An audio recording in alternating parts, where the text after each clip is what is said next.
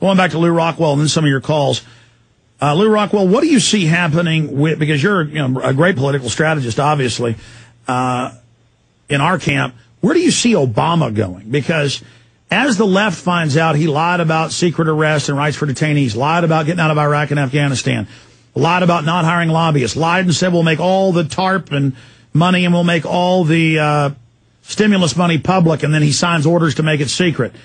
I mean, he is, I never thought I would see it, but worse than Bill Clinton, worse than other, slick lying presidents. I mean, he has got to be the most bold, deceptive liar. And I know I can't really blame him. He literally is the teleprompter president.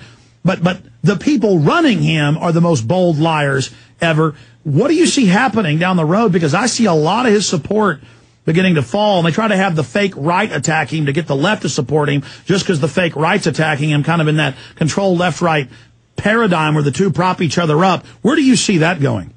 Alex, I think he's going to be a one-term president. I think that as the economy gets worse, as we face hyperinflation, as we face a significantly lower standard of living, and really the average American standard of living has been falling since probably the 1970s because of the Federal Reserve. So we're about to face another huge dip in our ability to support ourselves and our families. Because of that, I think Obama, may very well be a one-term president. I agree with you that his support is evaporating.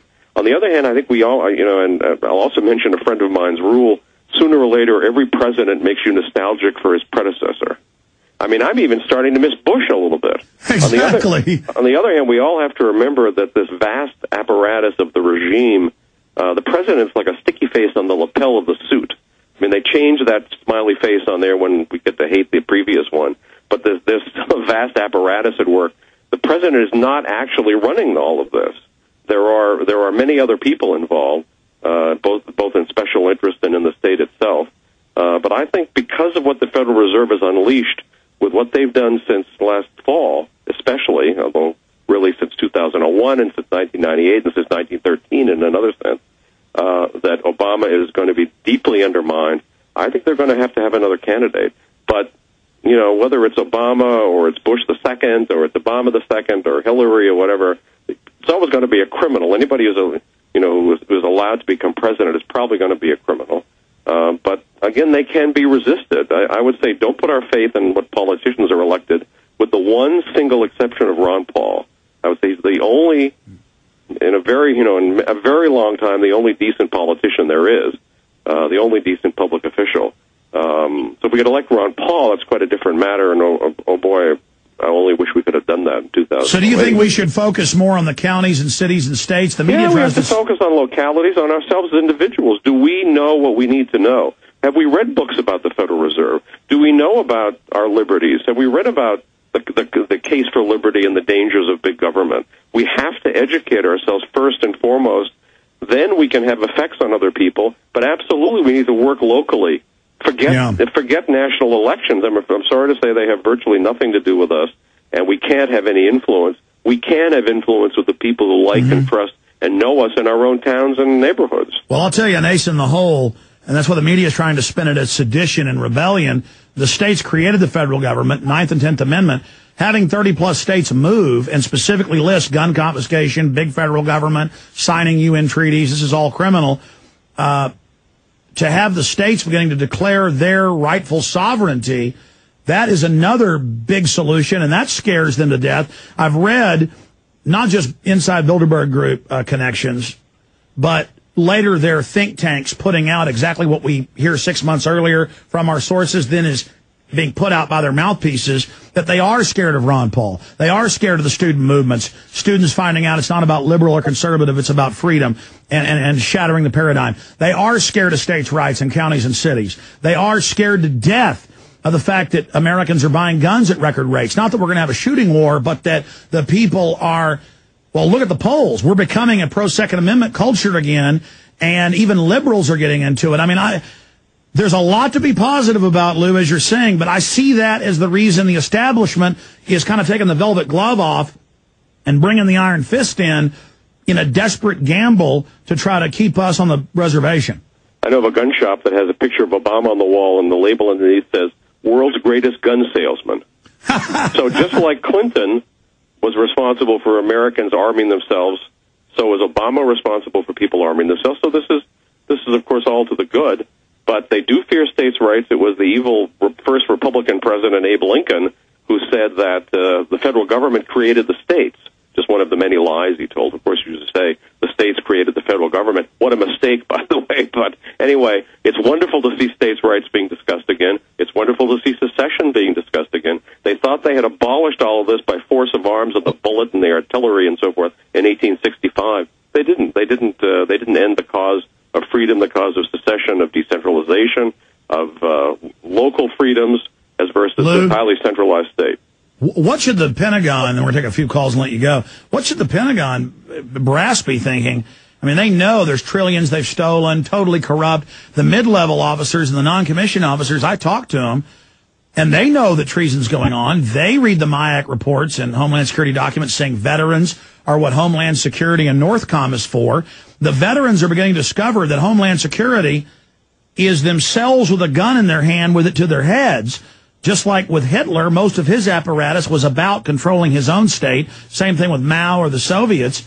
Ron Paul getting more money than any other candidate from the military. I think the globalists are really a paper tiger unless they can stage things and trick us into going along with them. Well, it's actually one of the happy events of, I guess, of just human nature, that within the state and within special interests, they all hate each other's guts.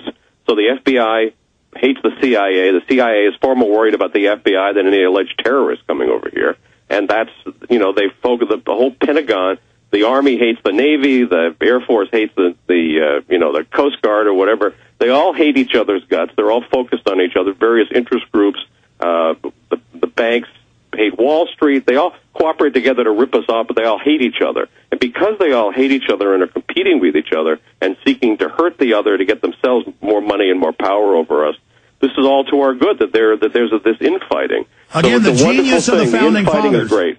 Gridlock is good. You're always saying, we want to end the gridlock, a centralized power. But no, that's the opposite of what we want. Absolutely, Lew Rockwell. And that's what the founding fathers talked about, was the separation of powers, to have all these powerful interests coming against each other so they could never combine against the people. Well, Abraham Lincoln, of course, ended that when he destroyed the original republic and set up what we should really think of as the Second Republic, the Second American Republic, an entirely new form of government, and a bad one. Yeah, really, it's a centralized kind of imperium of whoever controls D.C. Well, Robert E. Lee had a very interesting correspondence with Lord Acton after the war, and Acton wrote him, and he said, I'm just heartsick over the fact that you lost, because I know you were fighting the battle of liberty for all of us. And Robert E. Lee wrote back, and he said, because we lost, we will now see the federal government become a despotism at home and an empire overseas. And, of course, that's exactly right. But those that liked empire in England then cozied up. They said, oh, now we can work with you. Oh, disgusting. Well, the U.S. is in fact the greatest empire in the history of the world. It's got far more colonies, far more dependencies. We make the Romans, the British, the rest of them just look like dirt under our feet. The U.S. government is the biggest empire ever to exist, but there are problems in that. There are calculation problems. There's a reason that, for example, they can't build themselves a good-looking memorial anymore. If you take a look at the memorials they build themselves to their various wars and other murderous expeditions there in Washington, the recent ones are all ugly. The FDR memorial is ugly. The World War II memorial is ugly. The Korean War memorial is ugly. The Vietnam War memorial is quite a striking thing, but that was built outside the government, and the whole national media hated it and so forth. But if you look at the things the federal government is doing, whether it's the stuff in New Orleans after the hurricane, everything they do is a disaster. So the bigger the thing becomes, the less efficient it becomes, the more bureaucratic it becomes. It's like a great beast stumbling around half blinded. If you end up under one of its feet, you're dead. But it is possible to avoid the feet. So it's like Frankenstein. Ah! Well, it is like Frankenstein. Yeah, only Frankenstein didn't take our money. And it didn't have little billions of little SWAT teams that like fall off of it like fleas to run out and, little nanobots. And I meant to get to calls, but we ran out of time. I'll take your calls coming up, folks. And we got Cindy Sheehan later in studio since she's here in Austin. Get her take on the Democrats and how they've certainly betrayed what they said they would do. So that is coming up. Lew Rockwell, LewRockwell.com. Always great to have you on. Hadn't had you on in years. You were on with Burmas a few weeks ago, and hopefully start having you up on a routine basis. Thank you for all you do, sir. Alex, thank you, sir.